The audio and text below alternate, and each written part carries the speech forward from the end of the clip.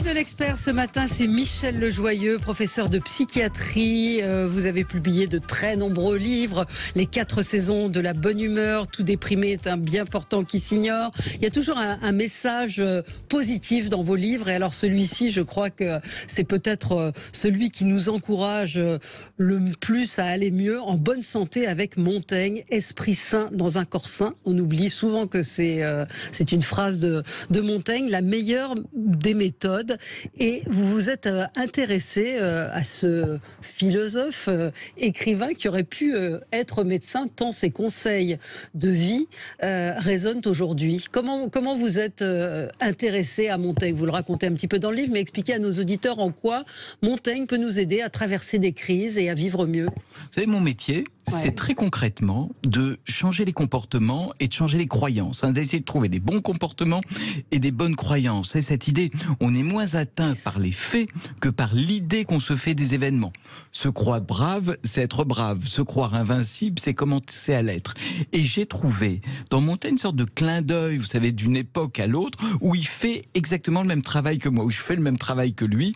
Donc je l'ai fait parler aujourd'hui, c'est-à-dire que vraiment, aujourd'hui, on a un programme de santé très concret, pas du tout, alors le Montaigne, philosophe, grand regard sur l'existence, oui, bien sûr, oui, mais surtout plein de petites choses. Et puis, moi, j'aime beaucoup ce que j'appelle les libertés incorrectes. Montaigne est vraiment une sorte de petite anarchiste individuelle. Ne m'embêtez pas, laissez-moi quand même faire ce dont j'ai envie. Oui, ce qui n'est pas vraiment le sens de notre société aujourd'hui.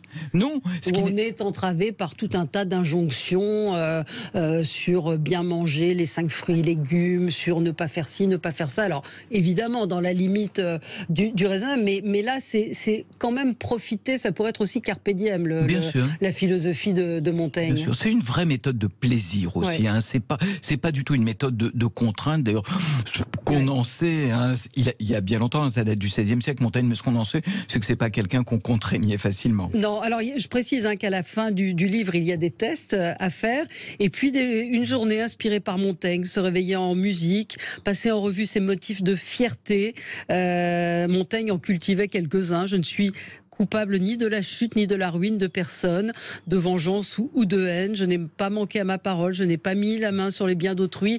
Il y a cette philosophie tout de même assez importante qui est contenue dans ce que vous révélez, et il dit à le prendre à regarder différemment ce qui nous contrarie, par exemple. C'est un des exemples. Vous savez, regarder ses qualités, c'est ce que je fais tous les jours en consultation. Ouais. C'est la base de la thérapie. J'ai des gens qui rentrent dans mon bureau en me disant j'ai que des échecs, que des motifs de soucis, et nous allons ensemble, de manière proactive, volontaire, trouver des qualités et des motifs de réussite. Donc là, on a un philosophe qui en plus nous tient la main et nous donne très précisément la manière de le faire. Comment vous êtes tombé sur Montaigne? J'imagine que vous l'aviez étudié, mais qu'est-ce qui vous a donné l'idée? Parce que c'est un livre important qui fait près de 300 pages. En fait, il est construit sur plusieurs, vous l'expliquez, pourquoi Montaigne, mais que nos auditeurs comprennent comment un psychiatre aujourd'hui se dit finalement dans ce que quelqu'un a pu penser à une époque, on retrouve aujourd'hui la même chose. Et vous le dites d'ailleurs, c'est peut-être, je fais les questions et les réponses, le psychiatre que vous êtes me scrute, mais c'est vrai qu'on se dit comment sait-il ça de moi, Montaigne? C'est extraordinaire. Ouais. Alors, pour travailler par exemple sur la dépression, moi quand je lis Montaigne, un des 2 ou 3 premiers essais de Montaigne, qui dit quelque chose de simple, il dit « je n'aime pas ma tristesse voilà. ». Je vois des gens installés dans leur tristesse. Je ne me fabrique pas un musée de tristesse. Je considère la tristesse comme une voix étrangère qui se trompe. Et moi, au quotidien, c'est comme ça qu'on traite la tristesse. Et puis aussi, Montaigne dit, il y a la tristesse, qui est une émotion qu'on peut refuser d'écouter, et puis il y a les grands chagrins, qui sont les maladies dépressives qu'il faut traiter. Vous voyez, il n'est pas dans le déni. Non. Il y a une chose qu'il dit que je fais tout le temps. Il dit, quand vous voyez quelqu'un de triste, vous avez le droit de le distraire. Et quand vous êtes triste, vous avez le droit de vous distraire plutôt que d'essayer de comprendre ce qui vous a rendu triste. Oui, même aujourd'hui, c'est un peu iconoclaste. C'est du comportementalisme ? pour moi, c'est le père des comportementalistes. Et Épictète et les stoïciens, nous sommes atteints par le regard sur les choses et pas par les choses elles-mêmes. C'est la base des thérapies comportementales. Oui, il y a tout un passage effectivement sur les chagrins, les tristesses, les conseils de Montaigne et les applications aux thérapies actuelles. C'est évident qu'il y a un lien assez clair. Et surtout, passer par Montaigne rend ces thérapies plus accessibles. Mais ce qui est formidable avec ces conseils de Montaigne, c'est qu'ils instaurent une connivence, une simplicité. Donc du coup, ça fait moins, ça dépsychologise un peu et ça le rend quotidien. Alors le lire n'est pas forcément évident. Les essais, c'est une langue qui est quand même plutôt ancienne. Vous en donnez des extraits et en fait ce livre a cet avantage, c'est à la fois de nous cultiver parce qu'on découvre ou on redécouvre Montaigne et puis d'en tirer ce qui peut nous aider aujourd'hui dans notre vie. Oui, on l'a fait d'ailleurs selon les âges de la vie. Absolument. Comment gérer ses enfants, comment gérer l'âge adulte, comment gérer un petit peu les soucis du temps. Montaigne dit par exemple, on perd tous un peu la mémoire avec le temps. Vous savez, c'est un peu... et Montaigne nous dit, ma mémoire ne me sert que si je ne la recherche pas. Et il dit, quand j'ai pas de mémoire, je suis plus créatif parce que j'ai des idées originales, je suis moins bavard parce que je ne me perds pas dans des détails. Donc vous voyez au fond des manières de positiver les petits désagréments du quotidien. Voilà, et votre patiente, on découvrira comment vous conversez avec elle, vous dit, Montaigne m'a montré des libertés incorrectes que je n'avais jamais osé exercer auparavant. Je les ai essayées et je ne suis pas prête d'arrêter d'en profiter. Je m'autorise à être agacée par mes enfants sans me traiter de mère indigne. C'est l'acceptation aussi, Montaigne. C'est l'acceptation de choses pour lesquelles on se met parfois des barrières. C'est une réalité. Montaigne dit des choses qu'on n'ose plus dire aujourd'hui. L'instinct paternel ou maternel n'est pas naturel. La relation avec un enfant va se construire petit à petit. Il est aussi par moments très paillard. On va parler entre les héros et les Montaigne fait des comparaisons qu'aujourd'hui on oserait à peine faire. Oui, on parle évidemment de beaucoup de choses. Et comment vous expliquez que, en fait, ça veut dire que la nature humaine est la même depuis des siècles et des siècles ? Je pense que comme Montaigne parle de lui, chacun regarde devant soi, moi je regarde dedans moi. Quand on regarde dedans soi, on n'est pas théorique, vous voyez, on n'est pas... C'est pour ça que vraiment je pense que ce livre ne doit pas faire peur, parce qu'on se dit il est Montaigne, très concret justement. Il est très d'aujourd'hui, quoi. Ce sont des expériences d'aujourd'hui, parce que les grands chagrins, la colère, la relation avec les enfants, la peur de la mort, je ne crois pas que tout ça soit des différences. Ce sont des thèmes universels en fait, c'est ça, complètement universel. Non, c'est un livre qui est très, très concret et très pratique sur des mots qui peuvent... ou des travers qu'on peut avoir et qui peuvent nous aider à changer de regard justement sur, vous le disiez, la colère ou l'inactivité qu'on peut avoir, des reproches qu'on peut se faire à soi-même. Ça appelle à la bienveillance envers soi aussi. Bien sûr. Mais ça, c'est la clé pour aller mieux ? Bien sûr, la bienveillance, le fait de regarder en soi, l'amitié aussi. Oui. Ah oui, mais il en parle beaucoup. Parce que c'était lui, parce que c'était moi. Cette histoire avec la Boétie. Et il ose dire quelque chose, là encore, de très iconoclaste. Plutôt que d'avoir plein de copains, plein de relations, demandons-nous s'il y a une personne dont on peut dire c'est mon ou ma meilleure amie. Et demandons-nous si avec cette personne, on passe autant de temps qu'avec toutes ces relations superficielles qu'on a. Il y a ce passage aussi que j'ai aimé. Il préfère les détails aux grands principes, sachant que c'est par des détails qu'on se projette ou qu'on s'expose à la maladie.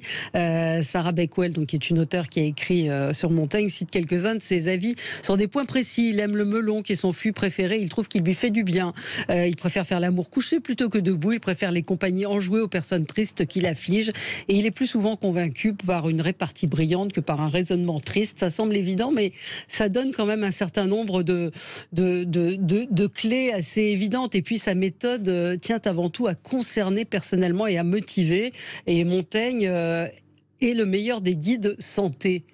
C'est un peu ce que vous dites, en bonne santé. Pourquoi en bonne santé ?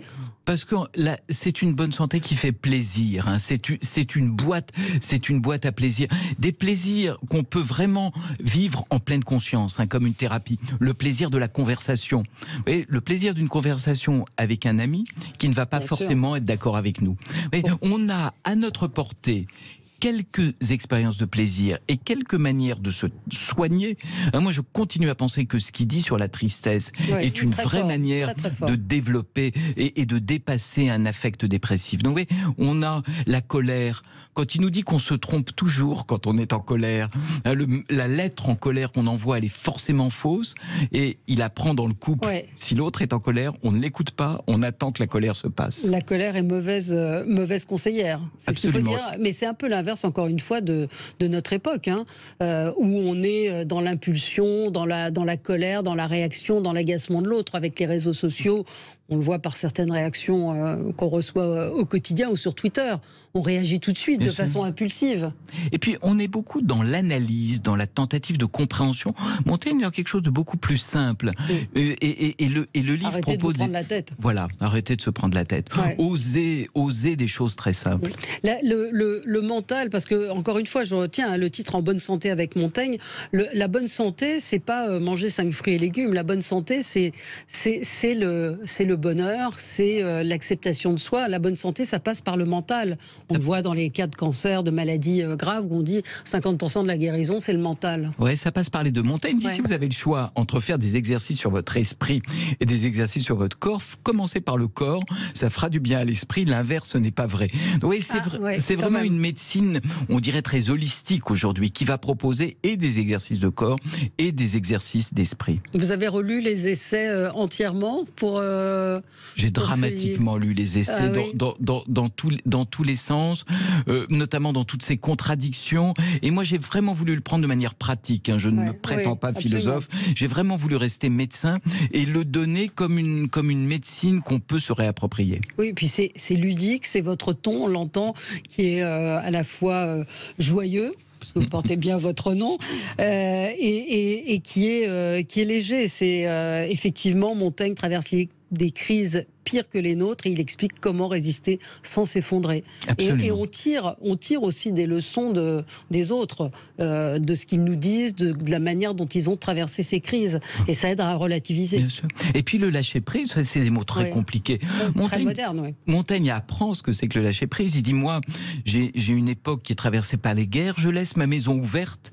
Le fait que je la laisse ouverte la protège et des voleurs et des assauts. Oui, souvent nos soucis viennent d'un excès de compréhension, d'un excès de contrainte, d'un excès de mortification. On n'est vraiment pas dans la mortification là. Non, pas du tout. C'est vraiment cette journée avec Montaigne, je vous la conseille. Marcher tôt et en pleine conscience.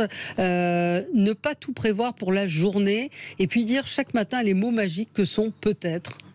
Sont des mots qu'il aimait peut-être en quelque manière. On dit, je pense, ils assouplissent la pensée. Ça c'est le matin en fait.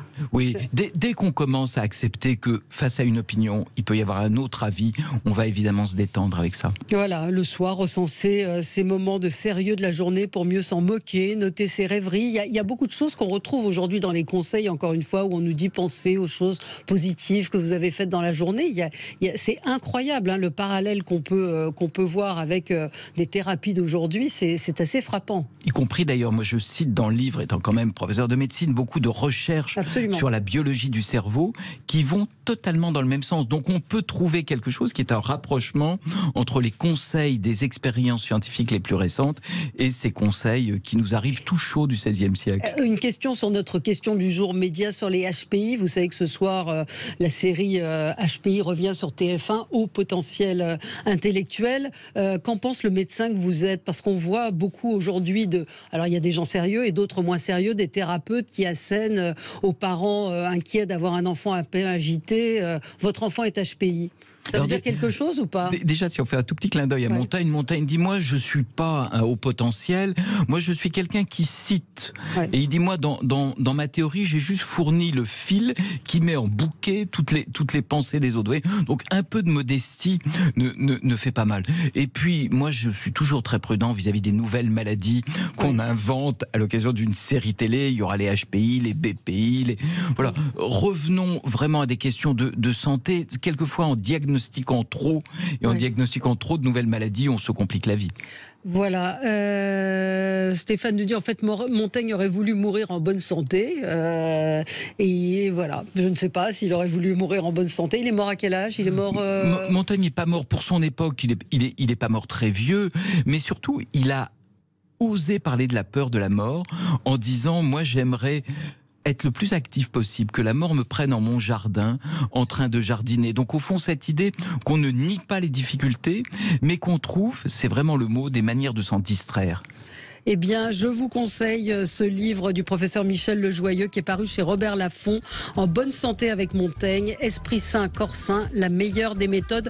Vous trouverez forcément dans ce livre des choses qui feront écho à votre situation personnelle et qui peuvent vous aider, encore une fois, à être un petit peu plus libre dans votre esprit et ça fait du bien. Merci beaucoup, professeur Lejoyeux, d'être venu ce matin sur Sud Radio.